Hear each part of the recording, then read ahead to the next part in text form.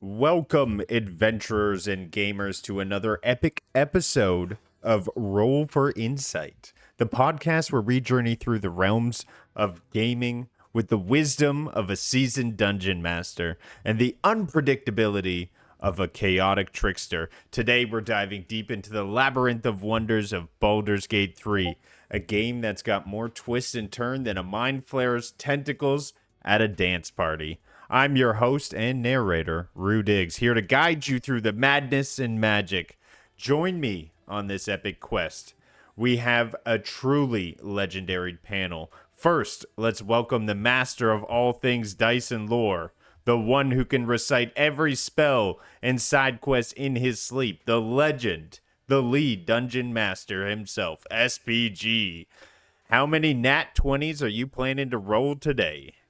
Ooh, all I need is one, baby. Just one. Well, thanks for joining. Next up, we have the man who can turn a goblin raid into Shakespearean drama, the master of mayhem himself, the maker of chaos. How many barrels of alchemist fire have you blown up this week? Quite a lot. Yeah. but I look forward to talking about it. And finally, the rogue who could sneak past a dragon's horde without breaking a sweat, the enigmatic David Wilson. David, what's your favorite way to derail a campaign? Nag everyone and go back to the side quests. Haha. Let me pick up some more health potions, please. Let me check these empty crates.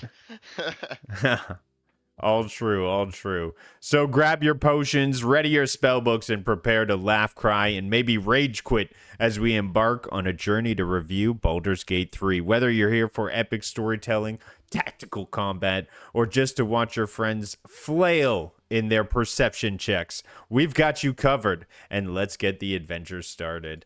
All right, well, if you've joined me now, I've finished my colorful intro. We're about to get into the review here of Baldur's Gate. So I want to say that each of our panelists here have spent over 100 hours. Combined, the panel has well over 1,000, uncovering its secrets and immersing itself in the lore. So the first thing I want to get into is the setting, the scene. All right, let's begin with the basics. What are your initial impressions when you first stepped into the world of Baldur's Gate 3? How did the game's atmosphere and setting draw you in? So I'm going to open it up to the panel, and I'm really going to get how they really thought about the setting and the backdrop of Baldur's Gate 3 and get into it. So we'll start here with SPG on my left. Actually, you should end with me because I started in early access before this game was even a full-fledged game. You mentioned how many hours people have in this title. On Steam right now, I've got 766 hours on Steam, and I played this in early access on Stadia. I had 800 hours on the early access on Stadia, and then on my wife's account on Stadia, I had another 4.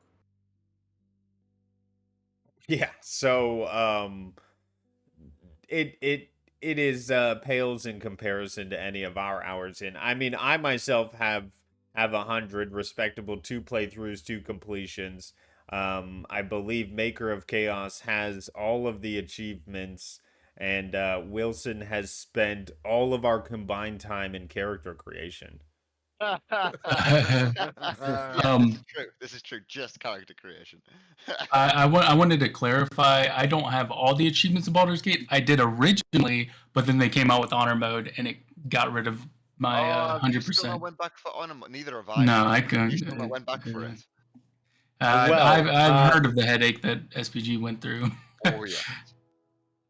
Let's get into the settings and scenes. Then I'll start with the far left and I'll work ourselves in. Wilson, when you first walked into the scenes, when you awoke on the Nautiloid, when you came down to the ground, what were your first impressions How did it draw you in? Was there atmosphere there? What drew you to play more? It's been said 1,000 times, especially since the game came to full release and so many more people have got their hands on it. But it always reminded me, from the get-go of playing Dragon Age Origins, the way that you start the campaign with the different people or with your custom character, and the way that you would meet these new companions as you're going along. It harkened back to that, and that was one of my favorite games in my childhood. So it that from the get-go was a great way that I was pulled in. But the game all right, I mean the atmosphere, you ran across the Nautiloid yourself, you've done that prologue. They do such a great job of setting it up. And I haven't played Divinity Original Sin, but the gameplay is very much like that, but with the cinematics that they've added on top. It makes that type of turn-based RPG. It just adds an extra level of immersion. It adds an extra level of interest that you didn't get in previous turn-based games like that, or not typically. So yeah, it was just awesome, man. It was so awesome and impressive in all these different aspects. Well, great response. Maker, what were your feelings about the settings, the backdrops? If you could draw comparisons, how did it keep you playing more? Um, I think it was, the areas, the characters that you met along the way, or like that you met in that first area. It kept it intrigued. Lots of dialogue. Like I played it initially on Stadia, like Wilson and many others, and I think it's a very good start to a great RPG. So Great. And SPG, setting pieces, backdrops like the Nautiloid, backdrops So like yeah, yeah, go for it. let me give you a little bit of backstory here. The Nautiloid has changed. The Oh, so beginning much. of the beginning of the game was vastly different than what we ended up with. The Nautiloid, you had a whole adventure on the Nautiloid. You explored the upper, lower decks, and then you finally make your way to the helm, and that's where you run into the chaos. Now, originally there wasn't a flaming sword, you know, the one I like to claim every time we do a run. That flaming sword wasn't even there to begin with. And anyway, but so that Nautiloid, the beginning adventure through the hells, as you can see, because this was always there. The hells you could see that you were traversing in the background. The dragon meeting Lae'zel on the Nautiloid was always well polished and always looked awesome. And believe it or not, I'll get into that later, but she was one of my characters that I was just frothing at the mouth to play as, because it always seemed like it was her story, just from the way the opening cinematic played out and then what you experienced. But the biggest thing for me was playing through the first act. The first act is very robust, and everything that they let you have in early access was not in Act One, but you got like 79% of Act One. And that just drew me in. I played it for over and over again to try things different ways, found different tactics just from trying weird things, um, combinations of spells and surfaces. It was just amazing, and it drew me in. And then all the little story threads that were kind of sprinkled in that left you hanging. I was just dying to get into the full title and kick off a full run. So I hit the ground running. It was an amazing beginning experience for me, even in early access.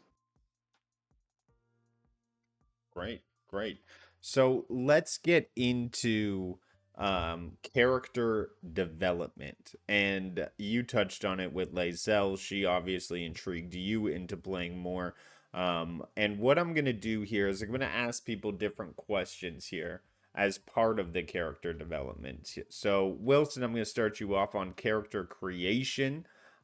This is obviously a crucial part of any RPG with Mhm. 29 subspecies, and each sort of um, background, having the three different choices, which created different play styles. How did you approach character creation in BG3? Because I think you would be the most Goodness. methodical to sort of take this one.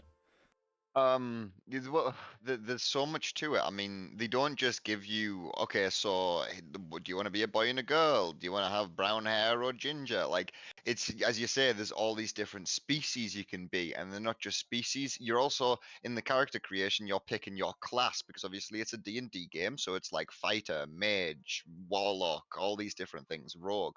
Um, and then depending on the class that you pick, say you pick a paladin, there's subclasses of that or subclasses of wizard as well, and it's character creation really does make you think, in Baldur's Gate at least. It really makes you think about who you want to play right from the get-go, who your character is, what their backstory is. I mean, that's even one of the elements is background. You pick, were you a chaos bringer when you were coming up? Were you a bit of a charlatan, or were you raised as a soldier? Were you raised more religiously? You get all these different choices that have impacts later in the game and throughout the game. That, I mean, maybe you can just roll with what it gives you. You can just be a generic Tav, as the game gives you the name, and pick the default stuff with the custom character, and it will still be fun. But if you put a lot of thought into it, it pays off as well. It really does pay off, especially to the way that you play. Say you want to have an evil run.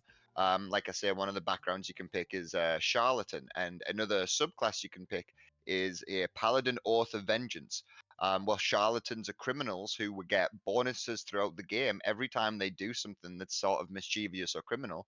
And a paladin with an oath of vengeance is constantly seeking to murder people, especially evil people. But there's so much you can put into the character creation, and that's without getting into the actual character building element of it. I mean, there's so many people who love making their character tall and muscular, or fat and silly looking, and there's so much variety, especially with all the species that they've got. I mean, one of the species, I'll end it with this, because I know I've talked and I could talk about this for days. But one of the species, Dragonborn, we've all had fun with the Dragonborn race, right? You can change the shape of its scales and things like that. You can change the structure of its like the protruding elements of its face. Do you know what I mean? And its horns and things. It's so cool, the layers that they went into to be able to give you elements of personalization to make your character your character. Honestly, I spent. Do you remember when we all first got the game and you guys were all starting your campaign and making your way through the prologue and making your way through Act One? If you remember, it took me genuinely 3 days of you all playing the game while I'm sat in the character creation screen to eventually come out with the character that I wanted. Do you remember that? Because it did. It took me 3 fucking days. Three. Yes, and Yeah, I just was like the leaving. character. I was leaving Go for Act it. One, and you were finishing character creation. Oh, but And hey, bro, I just loved my character. I spent 400 hours in that campaign, maybe longer. Oh God, so great. Well, just like character creation, you took your time with that answer, but we appreciate the authenticity that you brought to that response. Maker, I wanted to get your opinion on this one. How did you find that your choices impacted your gameplay experience? Did this game bring to you more autonomy than other games, or I believe what opinions did you have on that one? I don't want to fill the gaps for you. So for the entirety of the game, or like just the first act? Your overall, this is a review how you feel. We're not Okay. doing act 1, act 2. No, okay. I wasn't Give sure your if we were yeah. splitting it up, but to me, I thought the choices and creation were very good for Act 1 and 2. 3 is when I started to get kind of bugged by it, because it really feels like it pigeonholes you towards the end, where there's select things that need, like end of Act 2 and Act 3 has things that need to happen that they kind of force you down. And I kind of wish there were more options. There were more maybe pathways you could have taken through that. So to me, I think it's good. I always compare it to like the Mass Effect trilogy. If you've ever played the Mass Effect trilogy, it's fairly open in Mass Effect 1 and 2, but when you hit Mass Effect 3, it there's only like three main endings that you can get. And I kind of wished it branched out more and felt like my choices actually changed and created this massive new ending, or like an interesting new ending, but it didn't feel that way to me. Yeah, and great because I wanted to capture that perspective because I've heard Yep. you say it before. SPG, in terms of characters and that topic, and feel free to take this anywhere you want. But I wanted you to talk about evolution of characters throughout the game, and compare it to any other experience you've had, and how you felt Larian Studios did with the characters and how they evolved throughout the timeline. Well, to start with, they had some amazing lore to work with, which Wizards of the Coast, the Faerun, it's got a rich tapestry of lore. You experience a bunch of it within the game. Maker's right. By the third act, you do get pigeonholed into a certain ending, and I believe they did that for a specific reason. I think it may have been something Wizards of the Coast wanted because 100%. this is supposed to be canon. Meaning, whatever. I mean, you're supposed to have variation and be able to change it to your, what you want. But like, all these characters are going to have their other stories written and maybe even D&D modules made. Just So to clarify, Wizards of the Coast, what you're saying, Wizards of the Coast are the owners of the IP that is D&D, like the original lore that correct. is D&D, Dungeons and Dragons. Just for people who aren't fully aware of that, they're the people who own what is Dungeons and Dragons and fairies and blah blah blah. But that IP in and of itself, correct? Yes. So that may have been why it ended up going that way. But yeah, man, the characters that they had were fantastic, man. Lae'zel, I fell in love with her story. She is basically she's a religious zealot. Like her whole life, she's been brainwashed to think a certain way. She's been trained. She's from the astral plane, so she's not even from Faerun. It's all like she abstractly knew about it, but had never experienced it firsthand. And her development, I thought, was just amazing. The voice actress just knocked it out of the park for Lae'zel. She's moody. She's not very nice. She's blunt. If you are a strong warrior, she will always try to bed you. um, uh, she's just very interesting. Will is another interesting character. Um, there's just so many, man. The overall story with the Illithid Empire, how Lae'zel is tied into that, made me play her for the first time for my first run. Like when the gates were finally opened and you could play an entire run from start to finish and experience the entire game. 99.9% of people went and made their own character and tried to make their own way into Faerun. Not me. I wanted to experience the world as Lae'zel. So I went through every encounter as Lae'zel. So I'm like, no, like I would be brutal. I only respected Vlaakith's and Vlaakith's will, and because of that, the tapestry is so grand for her and the choices that she can make as a character that I ruined my first run. I had to go back. I had to go back to the end of the first act and play through it again because I found out some devastating things, which is that Vlaakith is a liar. There is no ascension for Lae'zel, or at least at the time, there was no ascension involved with Lae'zel. They've recently added that ending in. It's not the ascension that you think, it's different. Go play it if you haven't played it. I'm not going to spoil that for you. But it's just really cool, man. I think the choices that they allowed you to make within dialogue and all that stuff was knocked out of the park. But I really, really enjoyed the story. It really, with the narrator, it literally felt like a D&D session. I come from D&D originally, which I'll be 1,000% honest. The rules of D&D are convoluted and can be very confusing.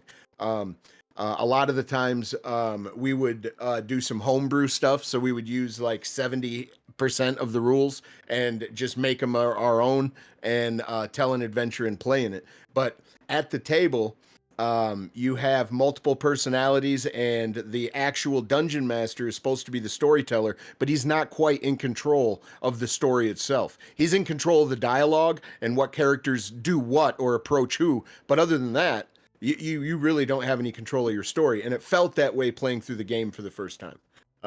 I just really loved it. I wanted to come in because I did something similar to SPG, where my first full playthrough, I played as Shadowheart, which I highly recommend if you're going to play through the game as like one of the NPCs. It's either Lae'zel or Shadowheart, because to me both of them had the best like character growth throughout the game. Especially because like Lae'zel, you have to decide like, do you want to go with Flag, or like do you still follow Vlaakith's will, or do you go against it? And similarly with Shadowheart has that choice. Should she follow Shar, or should she not? And those choices, I feel it changes the character as a whole, and that's why like I really like this. Aside from like Dark Urge, I think those two and Dark Urge are probably some of the best playthroughs that I could say. Yeah, I can't find one character that they stick you with that I didn't like as like a written character.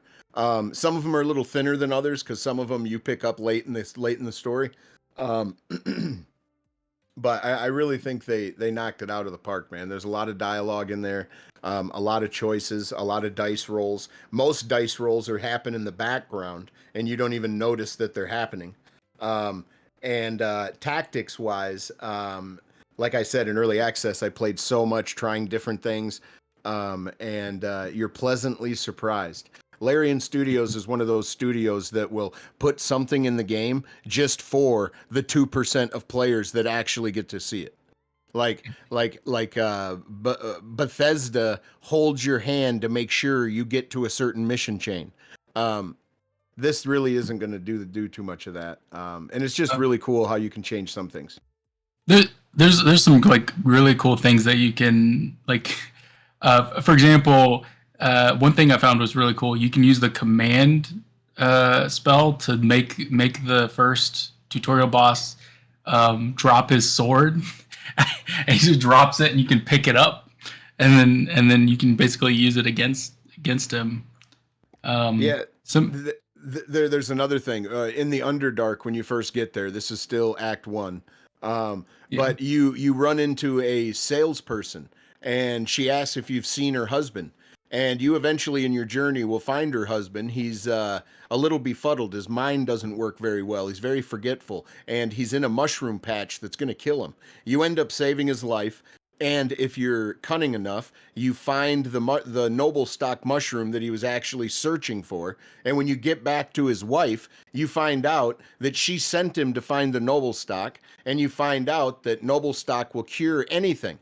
And you're like, even your husband's condition with him being befuddled, and you find out that the husband beats the wife, or used to. And now the dude is in a stupor all the time, like probably chemically or magically, and she doesn't want him cured because she'll go back to getting beat again. Now you can take the noble stock and give it to her, and you get a bonus later in the game. You can buy noble stock, and it's 100% like a full rest for your character, which is priceless. Or you can give it to the guy and cure him right there. And he immediately snaps out of it, gets pissed off, and starts barking orders at her. It's just really kind of cool, but most people would have never have given the noble stock to the guy. I did really want to briefly cut back to something. Wilson was covering over the character options. I did want to say one thing that bugged me that I really wish that they had was more voice options, because all like I think there's like eight total, but like all of them have like British tones to them, and then but like it would be really nice to have like a Scottish one so that you could put it with a dwarf, or like nothing suited my orc. Nothing suited my orc. different voice tones, or even like dialects would where like that has like inflection of another language. That way you can differentiate. That would have been amazing for the game. 100%. 100%. I'll never say it was the perfect game. It was just one of the best things we've seen for a while. It was Yeah. really enjoyable. It was really Uh, different. It was well done for a company that a lot of people hadn't heard of. But there was also, I mean, we've all got, I think, the same type of critiques about the pigeonholed ending and whatnot. Certain characters not having the work done on them that they were meant to. I'm sure we've sidetracked your show a lot here, Rube, but just by nattering away. But there's just so much you can talk about with this game. There's so much that came there's a with it lot. that was amazing to it. That was things you can critique about it. That might be great next iteration for whatever Larian do. But yeah, it was such an amazing title. But Yeah. You guys love the characters. That's a fact. I'd love to spend more time on it. Like I'd like to spend more time on Missouri, am I right? But let's keep oh, moving You, on. you and your crooked balls. Let's go. Moving to the gameplay mechanics. The game boasts a mix of D&D mechanics and modern gameplay elements. Uh, Wilson, I'm going to start with you on the first point. How well do these mechanics translate into an engaging gameplay experience? Because you've tried a lot of different games with different ways to engage players, and this is a turn-based combat. So I'm wondering how in the game did it bring you to continue to play more and more and find it like this pinnacle awesome experience? If you could, please. so how I found a way to enjoy it is very different to what you were originally asked. So what did you originally ask again? Because I've got an answer for that, and I can tell you how I came Okay, to enjoy I'm it as I'm well. sorry. I ramble. No, I no, it's ramble. How okay. well do these mechanics translate into an engaging gameplay Gotcha. experience? No, yeah, no, it depends how well you are at translating them, right? And I know that that sounds like a silly answer, but there was a lot of people who picked this up because of the trend behind it, right? We all know that there was a massive trend behind this game in the lead up to the release of it. I mean, for most people won't bat an eye at turn-based games such as this one, but this one had such great marketing and they had such great relations with their consumers pre-release that so many people jumped on the bandwagon, even people who had never played a game like this in their life. And I know a lot of people who dropped off in the prologue or in Act One. It just wasn't for them. You were nearly one of these people, Rue. Am I right? Um, you were nearly one of Absolutely. these people. It didn't suit you. And that's what a lot of people fall into, right? It's how it translates to you. Can you translate it into a way that is fun for you? And if you were to play this like how Nads played it or how I played it by yourself, would you have had fun? No, I This is enjoyed the yeah. experience I had in my playthrough where I Hmm. treated it like a Souls game, and the Yeah. autonomy of the gameplay mechanics were like an elastic band. You could play it the David Wilson way, talk to every Hmm. character, do every side Exactly. quest, explore every little nook and cranny, or you could do it the Rudix way, and everyone is a threat who wants to kill you, so better strike first, and who cares what they have to say. So Yeah. I loved that both the game catered to both play styles, and I would Hmm. say learning that made it more engaging for myself. Exactly. And it caters to so many playstyles because it's like a D&D game. It's made by people who love D&D and D&D itself, I mean, playing on a board, it's all about creativity and people just choosing stuff and winging it and things like that, right? Decisions on the fly made by people and then the dungeon master having to cope with that and pivot. And they did a great job at encapsulating that. But you've got to do it within their rules, right? And their system isn't a rigid one, but it is a complex one. It's not like asking you to learn Java, okay? But it isn't the simplest mechanics to learn, all right? Like learn you can't just click A to jump, all right? There's certain buttons or hotkeys that you've got to use, and then you've got to measure to where you're jumping Yeah, to, and then every cowboy. I hope you're watching this, cowboy. Go ahead. I had no one particular in mind. Oh man. But Yeah, there's certain mechanics that you've got to come to terms with, and the turn-based combat, you've only got one action, but then you've also got a bonus action, and then you've also got your movement, but then you've also got a reaction, and it's learning how each one of these things are responsible for the different actions you can take and the different things you can do, and once you can understand how to work in the game system, and it isn't easy, especially if you've never played turn-based before. But once you've fuddled your way through it, or you've had a guide through it, which a lot of people did, and I think that improved a lot of people's experiences.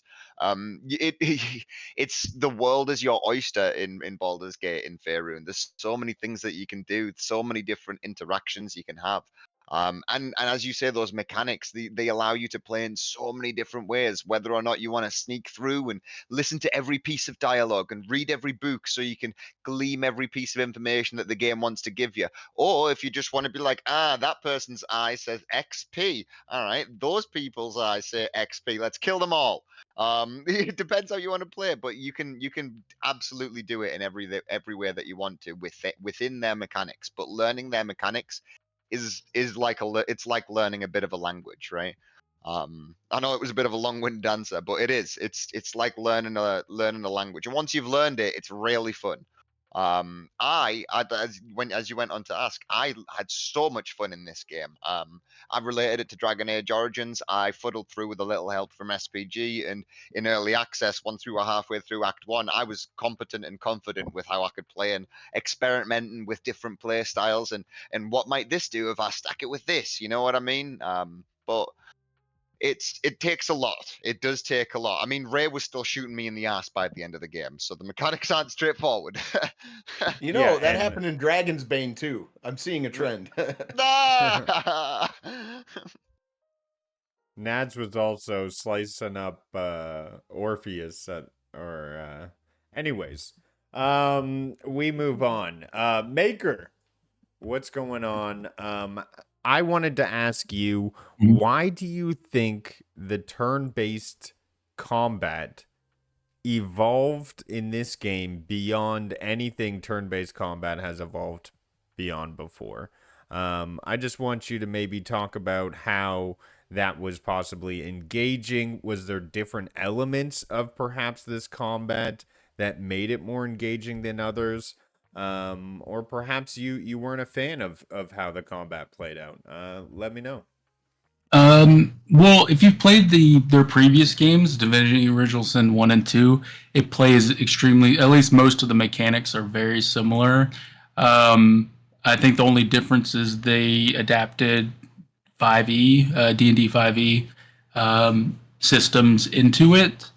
And I guess you could say that's an evolution of it, but for the most part, it's mostly just the option of choice and things you're able to do combined with. I think something familiar with a lot of people who do play like D&D and tabletop games. Excellent. That So that leads right into my next question. SPG, as a tabletop player, and you can of course take the play mechanics any place you want to. You have the crit die on me. But I want you to talk about how the gameplay felt like a D&D table. How were they able to translate that experience? Did they do a good job in translating the tabletop experience into a video game? You would be the one I would go to ask on that. Okay, so I'm gonna go to our run in our campaign as an example, the Gigolo run. I've lovingly termed it.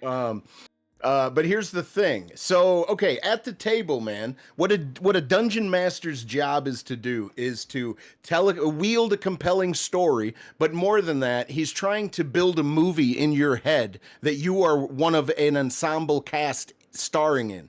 And you can do anything you want, even if it's stupid. But you're trying to be the character and trying to do stuff. So, as an example, anything can go off the rails. Now, in our run, just like at a D&D table, we all walk up to a half-exposed illithid brain twitching with a body going, "Ugh," and then you hear, "Help me!" And what did Nads do? "Oh man, this guy's hurt." Nad's being the fucking good paladin, he runs in to try to see what's happening. And what does he do? Oh, it's an abomination. He kills the brain immediately. He just squishes the brain. So I like love it.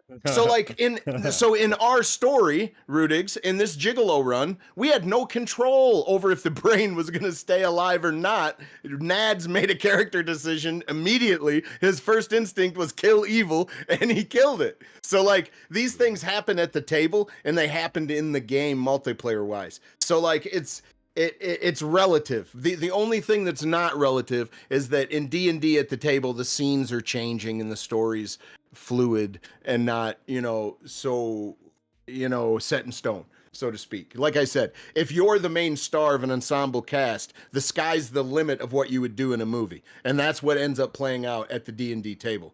They did try to cram in the D&D rule set into the video game. It didn't fit like a shoe or a glove. They had to cut things out, like ignore some stuff. You're only able to get to a certain level because it would get way more complicated. You become like God, like unstoppable force. And I don't know, man. I think they did a really, really, really good job at balancing all those things and giving us an incredible adventure. Larian Studios didn't put microtransactions in the game, didn't sell us a bunch of DLC. I'm telling you, all the different endings they added into the game and the end banquet could have been sold as a DLC package for To that point, $30. yes, they've been adding DLC over the past year. They have been adding things here, there, and everywhere, from new weapons and new dialogue and new endings here, there, and everywhere over the past year. Maybe not a solid DLC, but a DLC's worth of content. And they're just doing it because they love that game. Yes, and they always patched it and kept updating it. It didn't release as a perfect game, but it's in hell of a good shape now. Not that it was unplayable or anything like that. I don't want to give that thought out there, but there was certain bugs. Maker had an issue at camp once. Somebody disappeared or something. Oh, yeah. I had a couple issues like that as well. But there's permutations what they built into the game. So not everyone is going to have the same adventure. Not everyone is going to bring along the same cast of characters. And that's what is kind of beautiful about the game is that I've played through it so many damn times. That you can see all the character interactions, even with the ones that you don't spend so much time with because they're in the third act. It's just very robust, and they did a great job. Maker mentioned Divinity, Original Sin, and Original Sin 2. These were like templates for this game. And what I mean by that is the turn-based was there. The mechanics were very similar, were there. But the cinematics weren't. They had great voice dialogue, but there was no camera shots that looked like a movie or you could see your character's face up close. There was none of that, and I thought it was very lacking in that department. I really liked those games, but they really hit it out of the park when they went the cinematic route with this. I'm very excited for what they're going to do in the future. Sven, the buck stops with him. He owns the company. He's not a publicly traded thing. He doesn't have shareholders to deal with. So I'm really excited for whatever they come up with next. And I believe it's going to be their own original IP, which sounds like Divinity Original Sin 3, but we'll see how all that goes. Well, you mentioned bugs.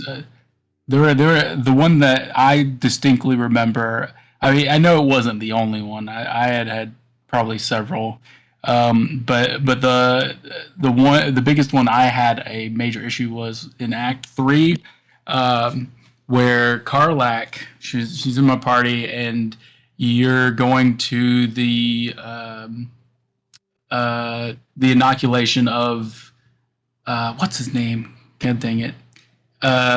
Where it's like the fort in Act 3, and I failed one of my checks, and so she outspoke and was like, "Yeah, you're a bad dude," and so they threw her in prison, and so I then had to go down to the prison, like figure out like how to get in without being hostile, and then sneak her out. And then I got her out, and I explored the castle as much as I could. Spent probably 2 hours in that area, and then when I went to go to the next part in Act 3, it kept saying that I couldn't go there. And then I tried. It said one of my party members was in combat, and I was like, "Who's in combat?" And I slowly started like moving characters around to the point where I figured out it was Karlach. It was an issue with Karlach, so I tried killing Karlach, and I did that. They were removed from my party, but then I tried reviving them afterwards so that they could be put back into camp. And when I did that, they were no longer interactable, and I could not put them back into my party. And so I had to. I looked it up, and apparently there was a bug at the time where if she goes to prison, sometimes it'll act like she is constantly hostile even after you get her out of the jail cell. So I then had to go back like 2 to 3 hours before she got put into jail and prevented her from being put in jail so that I could continue on. And it was just so frustrating. But yeah, that was my biggest issue. That leads into my next topic. So thanks for being a great segue. The narrative depth. I wanted to get into how Baldur's Gate is known for its rich storytelling. So I wanted to ask each of you, because I'm a big fan of moments and quests in game that leave an impact on you. For instance, I will forever remember having the decision to be accepted into the Assassin's Guild and then having the decision to murder the people who allowed me into the guild. Because that's what a true assassin would do of a murderous guild. And I'll forever remember the autonomy to be able to do that. So I wanted to ask the panel, and I'll start with Wilson, some standout one moment that you really grab onto as a part of Baldur's Gate 3 where they really executed on their narrative and their storytelling. Oh, I'm gonna steal SPG's one here, and I'm gonna go with Lae'zel's character development because she was one of my main characters. I had her, Karlach, and I would alternate my fourth spot in my party between different people, between Shadowheart and Gale and whoever. But I always had Lae'zel and Karlach in my party, and she was the love interest of my orc. And just seeing her character development going from this Gith Yankee who was basically brainwashed into understanding different aspects of the universe and becoming this softer, more delicate creature. Do you know what I mean? It's crazy to see how much they put into that. She is a hardened warrior who, by the end of it, will hold your hand and watch a sunset in Yeah, a beautiful moment. that's it. That's exactly it. And that's what they did to you. That's what they did to you, and that's what they did to her for you. And it was crazy how well they did that over the length of that game. Like I spent 350, 400 hours in one campaign, all right, getting to know Lae'zel and Karlach and my character, getting to know them and seeing all the different dialogues that's possible and the way that they react and the way how at the end of it it's like a rebirth. It's like it's crazy what the characters all go through, and not just Lae'zel. I mean, all of them what they go through. I mean, Karlach literally can have a rebirth at the end of your game, and I won't spoil how she can, but she can have a rebirth literally at the end of your game. It's crazy what they can do for these characters. But She yeah, didn't when I no, played. she did in mine. She did in mine. There Oh, was no option when I initially played. They added more no, options for no, Karlach. I'm not on about fixing it. I'm on about what they originally did where okay, I will ruin it because we've already went into a lot of it and the game has been out now for a while, folks. Go play it. But Karlach can choose to instead of Orpheus or instead of your character, she can be the person who's transformed into a mind flayer at the end, and she's the only Oh, companion who can be. Yeah, yeah, exactly. You was in the yeah, game yeah. when you played, yeah. But she can literally have a rebirth and be. She's the only companion who can do that, but it's because of her condition. The condition of her having the whole metal heart and trying to treat it, and the only way to fix it, and they've changed it now. There's other ways that you can fix her now, I believe, but I haven't played since. But originally, the only way you could save her, and she could live like freely, is by her being the mind flayer at the end and her taking that sacrifice. But she didn't see it as a sacrifice. It was for her, it was a rebirth, and she was like, and when she did it in my game, she had to come to terms with it, and she was like, well, like maybe I'm gonna have to learn to get a taste for brains, but at the same time, like I'm free now. Like I don't have to worry about going back and living in hell or serving some eternal debt or nothing like that. She was free. And it's the way that they did all the and she's one of the least, she's one of the thinnest characters, right? Like the least developed, and even her story comes full circle. It's crazy what the time and the effort that they put into these people. Crazy. Yeah, so, Yeah, go, man. so specifically with Karlak, I looked it up. So this is the Gathering 6 months after, which that was added like, was it like 2 months after release?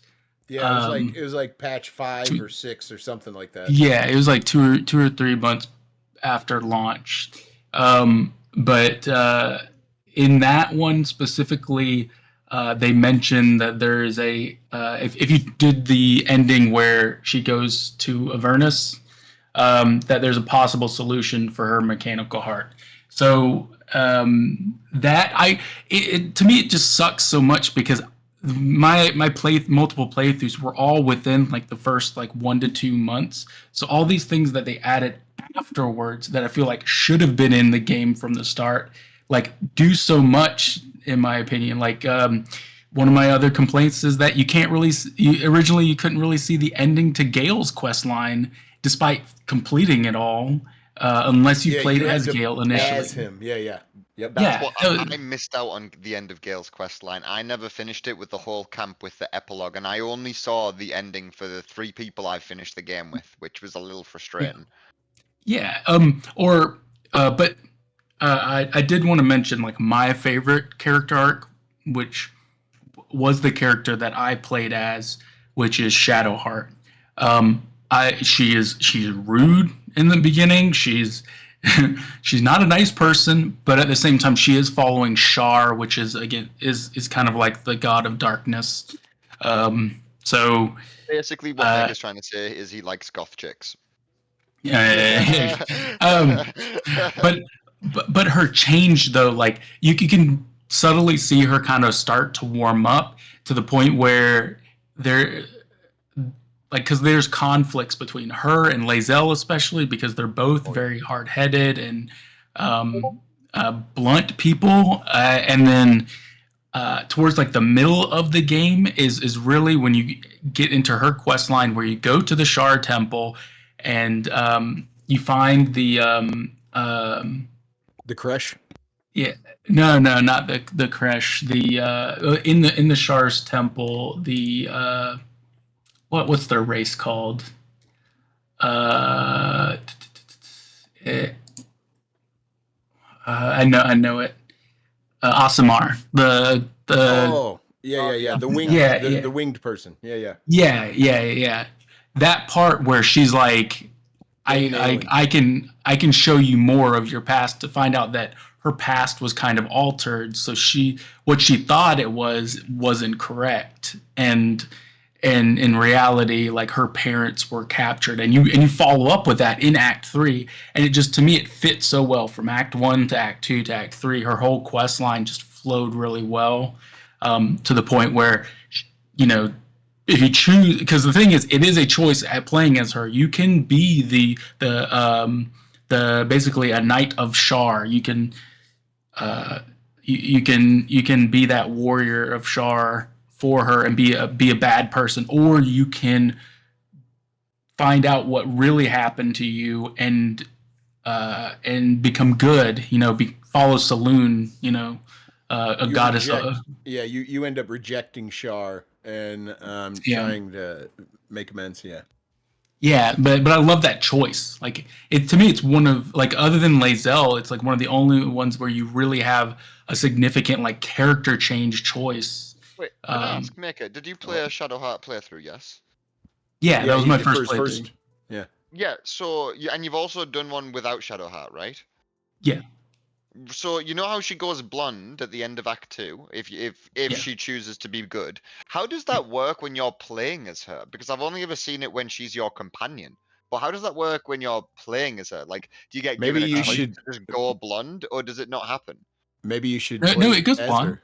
I'm going to. This is making me want to go play as her. Talking about it right now. I'm She going to goes go and do a blonde. Shadowheart Rudig's playthrough. It's like it is if you didn't play her. Like her hair goes blonde, and it's right after you were explained like the whole situation from the Asimar, and that you well actually I believe it gives you the choice. It's like do you want to go forward with like become a Changing practicer who of you are, yeah. You yeah. probably like stand in front of a mirror with some scissors or some bullshit and No, be like, "Are no. you ready to change who you I are?"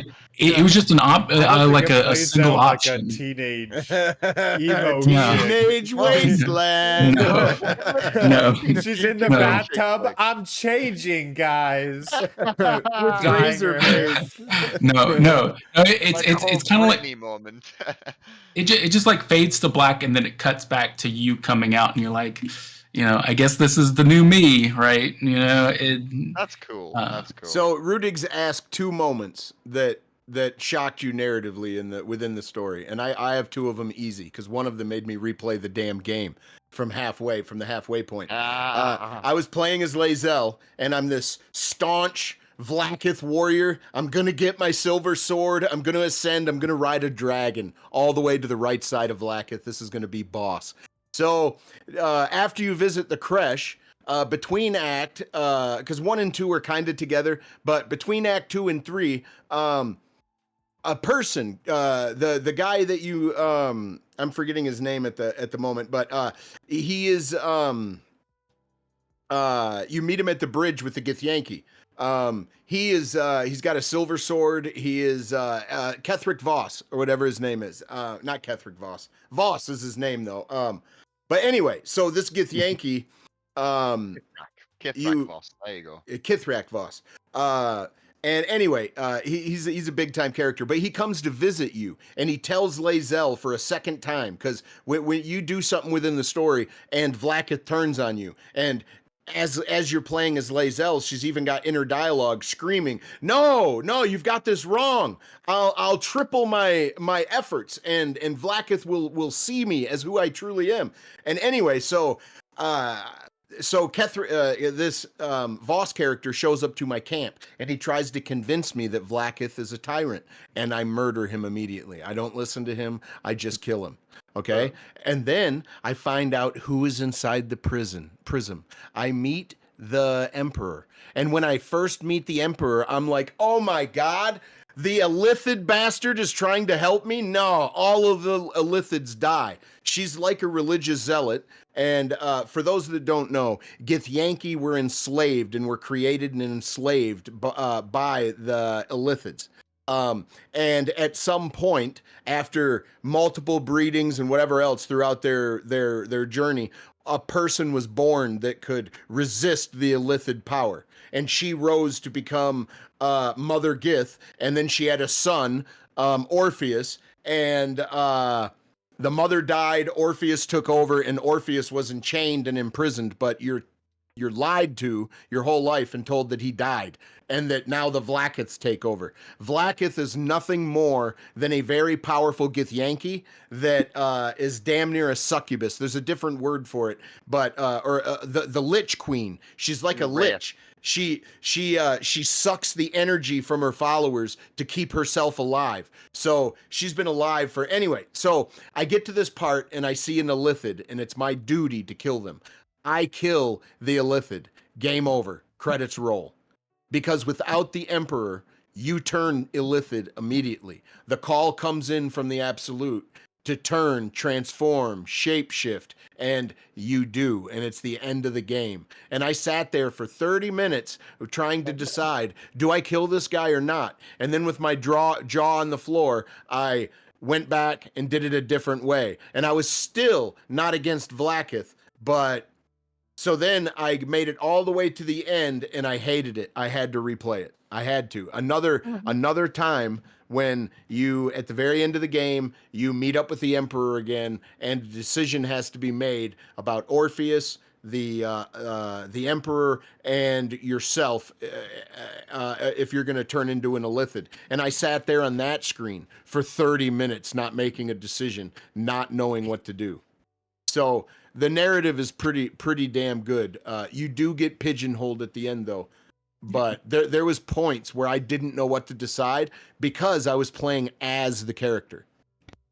I kind of I did want to say I definitely kind of wish there were options other than the Avenger style like ending there. Like I always harken back to when I think of like some of the best like choice based options for RPGs. I think Fallout New Vegas, where like at the end you choose like which faction you want to be, or if your like talking skill is so high, you just basically tell them all to like, hey, let's be peaceful, and you can convince them to not fight. And I kind of like that that option exists in that game. Whereas with this one, it's just like you do it or you don't type scenario. Like it's either bad or it's good. There's no real like kind of like in between options. And I did want to say, like you talked about how you didn't like how it ended, and it made me think of when I first played the game and I got to Act 2. I got to the tavern, the lights. What's it called? Last Light of the Inn or something like that. Last Light Inn, Last yeah. Light, yeah. Yeah, and I got there and I'm like, oh, okay, yeah, talk to her about protection. I go upstairs to the saloon priestess and immediately get attacked, and she gets kidnapped, and you only have like a couple turns to stop the dude from like taking her, and I wasn't able to kill him like within that time frame, and so he took off with her. They lost protection, and then the like night monsters showed up and murdered everyone in it, and to the point where I was just like, I'm reloading this. I just spent like the past like 30-45 minutes trying to save people here, and too many people are dead. I am not having this happen. And that's what makes honor runs so difficult, because one mistake and your run is either messed up for characters you wanted to take with you to the end, or you completely fail and die. And there's like when you exit the game, it saves. You're not allowed to just do reload in honor mode. It's interesting thing they added. Absolutely. Well, thank you for sharing. Let's move on.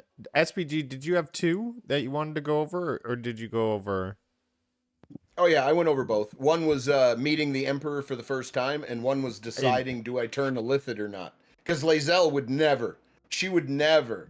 Oh, okay. So it was the same Yeah. playthrough, just at the Yeah, end yeah. there, you got to make a decision. Gotcha. Yeah, it was two times that I got hung up. But let me give you a third example of how cool this game is. Early in the first act, a devil shows up named Raphael, and he tells you that I could take care of that thing in your head with a snap of my fingers, but I'm not going to help you now. I'm going to wait until you're at your lowest and your weakest, and you just don't have nowhere else to turn, and then I'll be there. Well, sure enough, in my first run, because I fucked everything at every corner because I was playing Lae'zel as I thought Lae'zel would be, by the time I made it all the way to the end, the only saving grace was the devil that popped up. And he's like, I'll give you the hammer, but... And then he had a deal for me, and I didn't want to do that deal either. So I reloaded and replayed half my game again. So like the second time I saw the devil was at the very end of the game. Now you can see him other times. I just happened to miss him in my run. But it was just incredible that they set a nugget, a little morsel for you to devour early in the game, and it pays off way later. It's just really cool. It is pretty cool. And one thing that makes the game pretty awesome, thing that I like to relate to, is the exploration and the world building. Faerun is a vast and detailed world. And something I enjoy in video games is uncovering every single nook and cranny of the map that they've created, getting these secrets, and really discovering the land. I wanted to ask the panel, and we'll start with Wilson. How did exploration contribute to your enjoyment? Do you think that they did that right, or was exploration more of a chore? So we made jokes when I first played this that I did it wrong, right? Because the game it's built like D&D, right? There's so much to do in the world and there's so many aspects to it. It's almost like it's like a what's it called when you've got like a preset board SPG? What's that called in D&D? What? I'm sorry. What are you talking about? When you've got like a Like pre-built a campaign and it's got box? Oh, certain like A box campaign, you mean? box campaign, yeah, like like a box campaign, and there's Oh, a so many module. different a You're talking module. about yeah, a Yeah. module. module. Yeah, Thank yeah, you. yeah. Yes, yeah. So in a module, there's so many different things you can do, and no one's expected to go around to every single nook and cranny in one run through, right? There's things that people might ignore or things that you might look over. It just depends what the people who are coming to the table decide to look at themselves, and this is very much in that way. So if you role play your character, you're probably not going to end up in every single aspect of the map. Well, I'm also a bit of an avid gamer who compulsively ticks everything off. So as I've already said a couple times in this show, I spent like 400 hours plus in one run through, going to every single corner and every nook and cranny, and making sure I did every side quest in every room, and Did you? it's Not only did you talk to every person, you probably talked to every animal in the game, didn't you? I probably saw 90% of what you could manage to see in a single playthrough. I probably missed maybe 10% because they've got so many different things, but I probably saw about 90% of what's possible to see in a single playthrough. And there's a lot you can see. There's a lot you can see. So they give you so many options in terms of that. If you're the type like I am, where you're gonna want to tick everything off, I did burn out a little come Act 3. I won't lie, but I don't think that it was that the quests were bad or anything like that. It's just there's so much to it. I mean, if Yeah. you've not got the endurance, eventually you will. And I did. I slowed down towards the end, but there's so much you can do. And I will say, in Act 3, I wish there was more payoff quests, but there are some quests that pay off from Act 1 and Act 2. Well, there's quite a lot, but I wish there were more that developed personally, or that you could see more of the city. That I wanted there to be more to do side quest wise there, even though I was burnt out on them. But yeah, all around, I think they did a great job in terms of their quest lines, the way that you could pursue them, and in terms of the way that, like I said, they can carry on from one chapter to another. But there were a few drawbacks. They did miss out on a few things. There were things that were scrapped or things that didn't fully add up. There's certain because there's so many permutations, you can get bugs where it'll pretend like you did something earlier in the story, or like you didn't do something earlier in the story, or in a certain side quest, and something will be triggered, and you'll just have to go, oh, okay, well, the game decided that that's what happened. But I don't hate on Larian Studios for that at all. Like I said, there's thousands of permutations in this game. I can't remember the exact number, but do you remember them bragging about the thousands and thousands of endings, or the millions of endings that's technically possible because of all their permutations when the game first came out? Do you remember that? Yeah, but in reality, 1700 all or something? Yeah, it was 1300 or something like yeah, something? that. yeah, Yeah, yeah. in But in reality, it's reality, not literally that. there's Yeah, there's but like 4 or 5 main endings, and then I think that they were like talking about the side quest, like what you did on the side quest and what happened to the NPC exactly. afterwards. Well, It's how not Baldur's Gate necessarily. looks overall. Yeah, all It's the not different aspects literally. of. Well, now at the feast that they added, which could have been DLC, like I stated earlier, there's letters from all of those NPCs, like a whole bunch of them Yeah. anyway, that you can read to get caught up on. It's not the same as walking up and talking to them. They all could have been at the party, I guess, but you know. Oh, that would have Uh, been like because I did like the little feast that they do have right at the end of Act 1. So like doing something similar, like because if you save the village, you get that cool little scene Mhm. at the end of Act 1, and that would have been really nice to have also, um, like have them there. I Well, I prefer the wanted to goblins at ask. the camp. They party harder. The goblins do. I wanted to ask you, Maker, you're experienced with a lot of different media forms that do a very good job in world building, and I think you have a good grasp on what makes good world building. And I wanted to comment on Larian's ability to do that. Do you think they were able to pull it off? Do you think they had some certain strengths in areas, some weaknesses? Just some comments there if you could shed some light. I think the world building's fantastic. I think the little, even the smaller quests that tie in, um, the little the musician in the first act that you can talk to, and by act three you see them at the end, and they're making that song that they were talking about when you first saw them. There's and just the environments themselves with the forge in Act One and the Underdark, the just all these. It doesn't even have to be like interactions. It can be things that you find, like you find a letter in a nest of harpies in Act One, which tells of like a lover's quarrel or stuff like that. It does a fantastic job with all that. I don't think I have any complaints. 10 out of 10. Um, SPG, when it comes to exploration, why do you think Larian Studios, or can you describe how they created a game that doesn't feel like map ticking but brings the joy of exploration? How do you think they were able to make this happen? Well, an interesting thing is if you look up D&D images, you're going to find all different kinds to where Faerun looks different in each one. What they were able to do by taking what's only been in people's imagination, a vibrant, lore-rich world filled with interesting characters and devious magic and uh vengeful gods. It's a great tapestry, but it's never really been visualized so much, meaning like the actual topography and like Boulder's Gate itself. There's a whole bunch of different drawings that you can go look at, and you can bring up modules that show detailed structures of some of the city. um, it's very interesting. I think they did a really good job. Did they make the Boulder's Gate from like actual Faerun? Not really. It's very, very large. Now they added some of the high point locations. You can't have everything in. But I think for what they were able to do, what they were able to get away with the permutations, and the visual style they went with, I think they did knock it out of the park.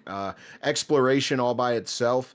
I like the what is it called? Fog of War that's everywhere. So like if you walk up to a door and it's locked and you can't see beyond the door, you can't see the room beyond the door because you don't know what's in there. You haven't opened the door yet. It's that kind of stuff. That's more of a mechanic really, but it just so when you're involved in dungeon delving and you're running around, you may not know the entire area. It's not well lit. It's not mapped out for you. So I think they did a good job of keeping you engaged. And they drove people like David crazy because he had to look in every chest. He had to look in Oh every yeah. crate. Oh, can I reach that? Well, what is it? Can I take it? Is it useful? All right. Although, Like, bro, you were thanking me for a few things when we were oh, I first was. playing it through because there was a couple of silly things that people shouldn't bother looking at that I did, and it had these daft little hidden things in. Like, do you remember that chest that they patched out that you could carry everything in? Yeah, Oh that my was cool. god, That that was cool. chest was Now, awesome, and I something that's found that. I yeah. found that. Now, I think Ah, they patched that out, but Larian the- Studios hardly ever does that. If it's something the players are utilizing, they usually leave it in. But Rudigs, let's cut back to you for a second. You had an interesting experience. You had an item that saved the day, didn't you? Yeah, the haste grenade or the haste spores, right? Yeah, Oh, they're the haste useful as spore well. grenade. So we were at the Yeah. very final boss, and everyone ran out of everything. Rudigs had one action left, and there was no way we were going to do the damage we needed before this platform was about to dissolve and we were going to fall into the abyss. But Rudig said, "Oh wait, what's this? I have this grenade." He throws it down. We get the kill, saves the day. I believe he even became the absolute, and he sat on a throne. Yeah. The true ending of Baldur's Gate 3, if you look it up, it's actually going to be canon. Well, what you so to explain what a haste spore grenade is there's a spell called haste, and what a haste condition does is instead of one action, one movement, and a bonus action, you get two actions. So when he threw that down, everybody instantly got another turn, and we were able to complete the final boss. It was quite amazing. Nice. Yeah. Sometimes you pull out the tricks you got in your bag at a good time.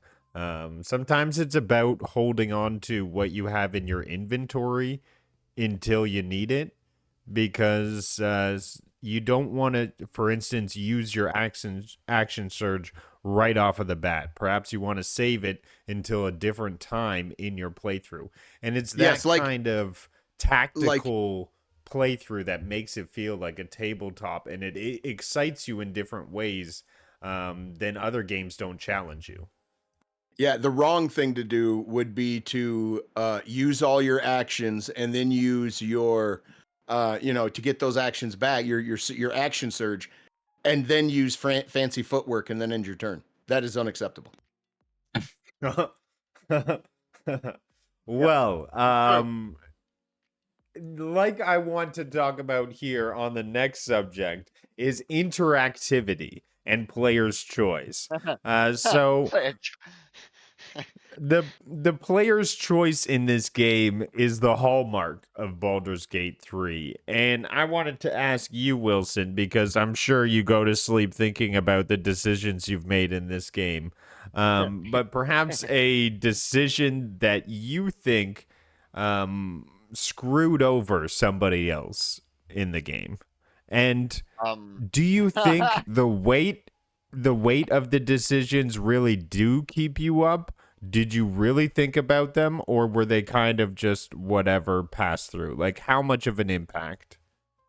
Oh, well, listen, when you cast a level 6 sustain spell and you've only got one level 6 spell slot left in an intense fight, and your friend shoots you in the buttocks because he thinks you're the enemy, and it wastes your spell. All right. Yeah, no, these things keep you up at night. All right. These things actually make you lose trust in people. All right. Yeah, They broken degrade concentration, more like relationships. broken heart. Yeah. Broke exactly. Burn bridges, more like. Ooh. Uh, no, mate, the decisions you can make in this game, SPG already talked about it. You will get to a point if you're role playing your character, and it seems like you're doing the right thing, and it turns out that it was never the right thing ever from the first place, and it screws you royally. Oh my god, yeah, no, there was things where for days I was stunned. For days I was stunned. And SPG can even talk about this more than I can, because he did a playthrough, I think, for every single character, and each one of them has nuances that you don't understand until you truly know that character.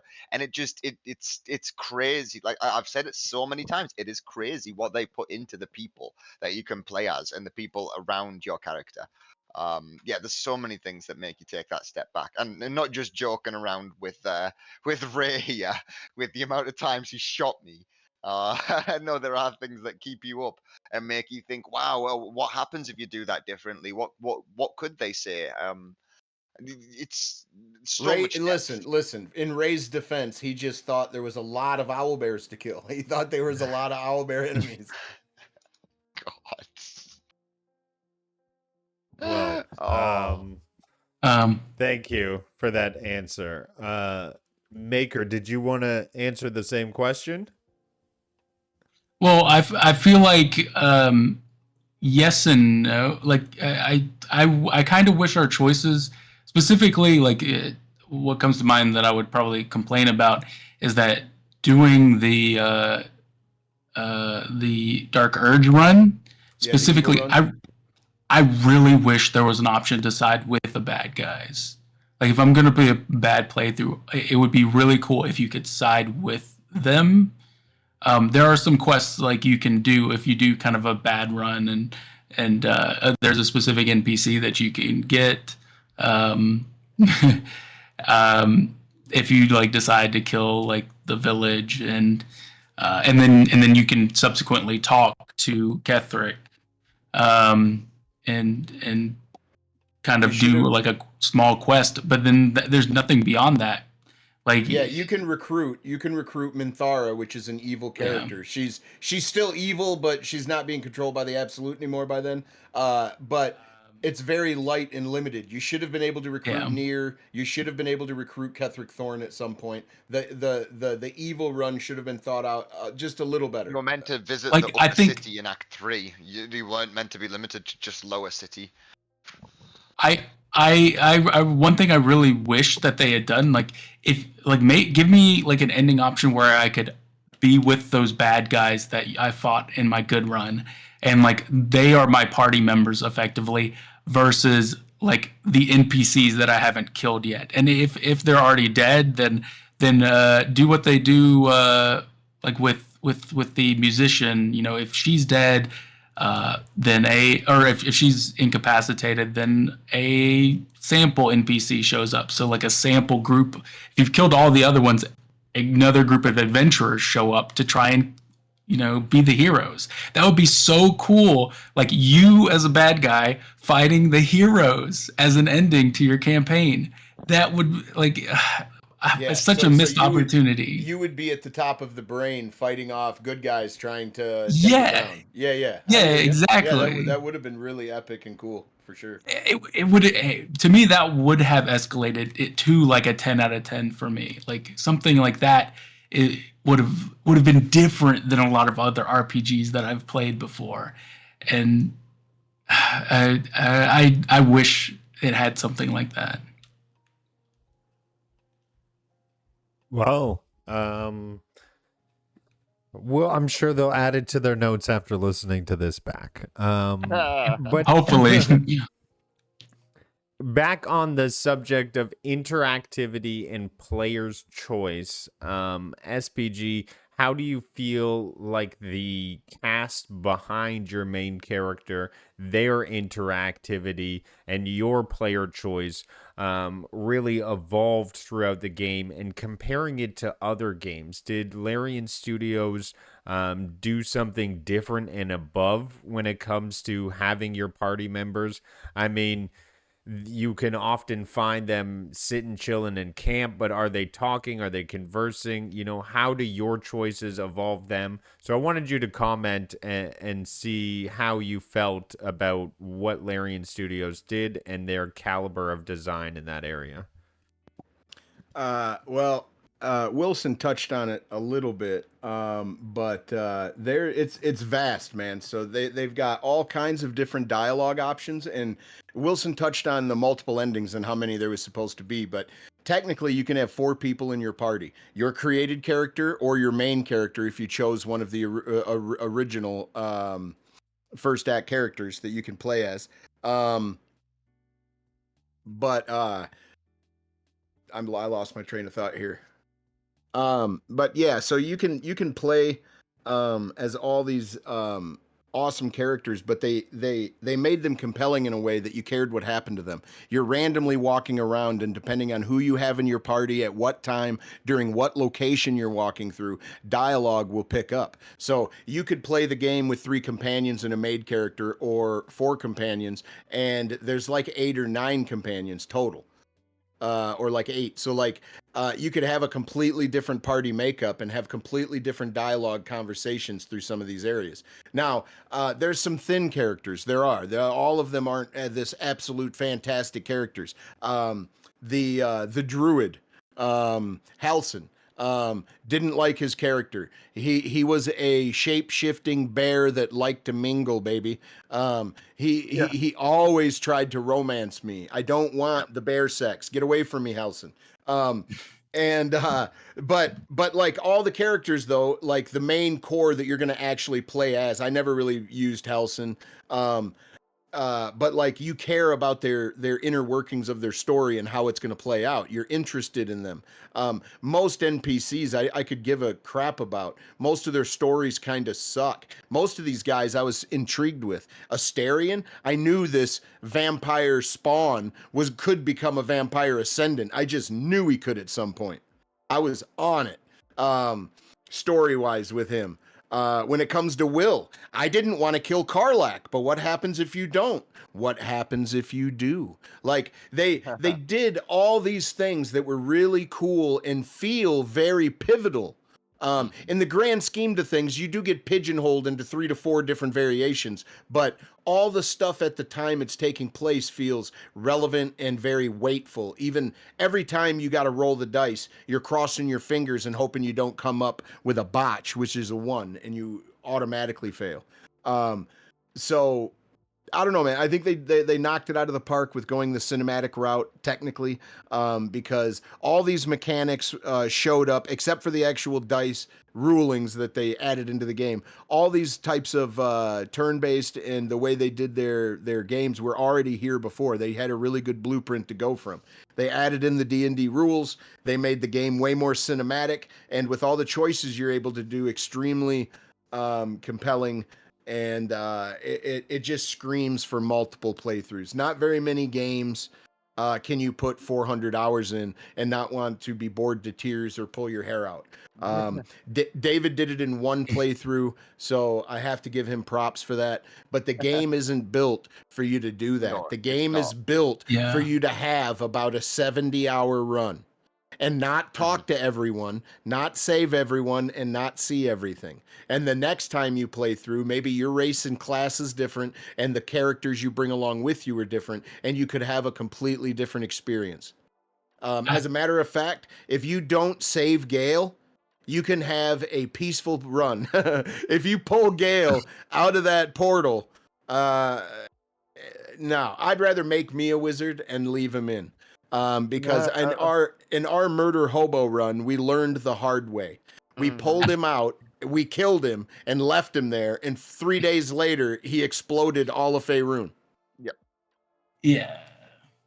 Yeah, that I don't I kind of I wish it like warned you, because if like after 3 days of like you playing the game and it just like Hey, blows up. Gale. To be fair, Gale has a very long, deliberate, and asinine instructions for bringing him back from the dead. Because hey, you Yeah. don't want me dead. Like he explains Well, it.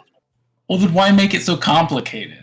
Like I I hated agree, that. because I think because they want you to go, no, fuck this guy, I'm not doing that, and then have your world explode. I think that is like a joke from the devs somehow. But the problem is that it then takes so long to do that again. Like it takes a lot of like go back in time to fix that. Um, I don't know. Like it, I like some of these elements, but at the same time, they can be quite frustrating. I do agree with you that it feels like you're not supposed to do everything. You're supposed to like go through it once and like do them what you think or your character is going to do.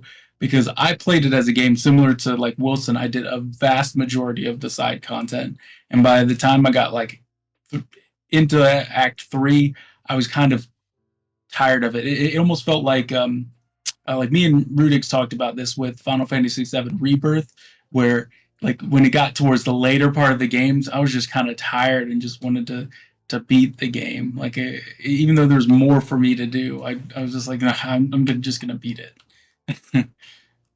Yeah. Yeah, I get it. When it gets too long and you're ready to get on to the next thing, I completely understand. But I did again perfect segue into the next chapter of this review, which is called Challenges and Difficulty. So obviously, those are some challenges, length, but then again, that may not be the way to play it, as you're supposed to make certain choices and not see absolutely everything. But the challenges and difficulties in regards to the RPG elements. So I wanted to go over three aspects. One would be leveling up, next one would be puzzles, and the third one would be bosses. So Wilson, since you're on the left, how did you feel about the RPG and how it tackled puzzles? Um, I don't feel like there was too many puzzles in the game, were there? I mean, yes, there was some here and there, time-based things and whatnot. The odd link these together. Although I say that, yeah, there were puzzles, the hidden things here and there that might annoy you that you got to find pieces Puzzles, that would traps.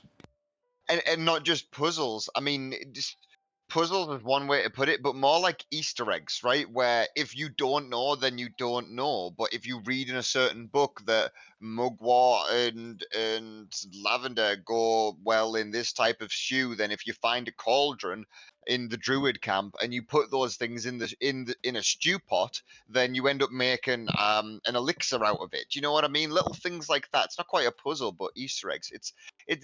There's a lot of hidden things in plain sight that they did, and it was clever that they did it. I feel like they could have done more to allude to the things that they hid, but also it's great to discover things so late on. I remember the actor Asterion. I always remember this.